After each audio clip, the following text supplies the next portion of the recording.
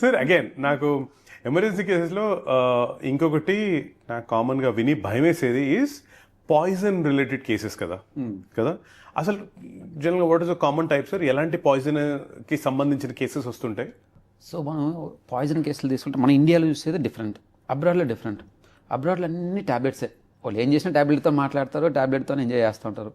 But ఇండియాలోకి వచ్చినప్పటికీ our poison spectrum is different. India is agriculture based country. So మనకి ఎక్కువ జరిగే పురుగుల మందులు, వ్యవసాయానికి వాడే పురుగుల మందులు ఉంటాయి చూసారా, పెస్టిసైడ్స్ అంటాం. సో రెండోది హెర్బిసైడ్స్ అంటాం, అంటే గడ్డి మొక్కలను చంపడానికి వాడే మందులు. ఇంకో దాంట్లో ఒక అత్యంత విషపూరితమైనది తీసుకుందంటే పారాక్విట్ అని ఒక పాయిజన్ ఉంది. పారాక్విట్ పాయిజన్కి విరుగుడు లేదు, అది తీసుకున్నంటే 99% డెత్. సో యాక్చువల్గా మన మెడికల్ సర్వీసెస్ వాళ్ళకి, గవర్నమెంట్ వాళ్ళకి చాలామందికి లెటర్లు కూడా ఫార్వర్డ్ చేసాం టు బ్యాన్ దట్ డ్రగ్. అంత సీవియర్ ఫామ్లో ఉన్నటివి యాంటీడోట్ అంటే విరుగుడు లేనటివి విష పదార్థాలు కూడా, పాయిజన్స్ కూడా మన దగ్గర ఉన్నాయి. ఇంకా చిన్న చిన్నవి కూడా ఉన్నాయి. ప్రతిదీ విషమే, వాటర్ కూడా విషమే. Even water is also poison if you take it truly. If you take it excessive water, that itself is a poison.